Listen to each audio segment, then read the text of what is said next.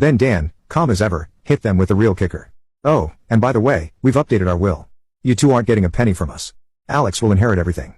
My mother shrieked like a banshee. People were staring. The waiter froze mid-step, unsure whether to intervene or run for cover. "You'll regret this," my father roared. Dan wiped his mouth with his napkin.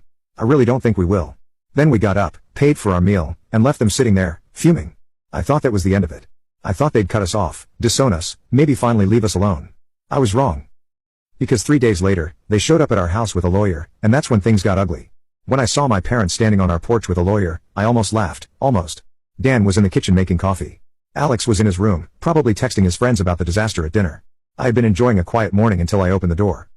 My mother's face was tight with barely contained rage. My father looked smug, like he already knew he'd win.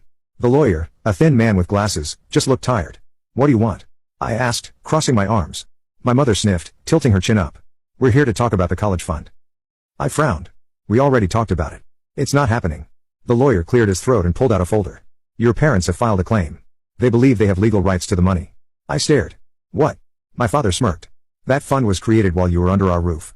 We supported you financially for years, and we believe that entitles us to a say in where that money goes." For a moment, I actually thought I had misheard him. Then I realized he was serious. Dan appeared behind me, coffee in hand. He looked at them, then at me, then back at them. "You can't be serious." "Oh, we are," my mother said, her voice dripping with self-righteousness. "And we're willing to take this to court." Dan took a slow sip of coffee. "Great. Can't wait." The lawyer hesitated. "If we could just," Dan held up a hand. No. Let them finish. I want to hear this." My father's smirk grew. "If you don't agree to transfer the money, we'll sue, and we'll win." I almost laughed, almost.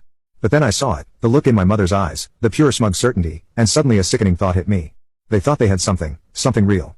I stepped forward. "What did you do?" My mother blinked innocently. "Whatever do you mean?" I clenched my fists. "What did you do?" She smiled, her voice dripping with fake sweetness. "We may have spoken to someone, a friend of a friend, about accounts that minors open while still dependent on their parents, about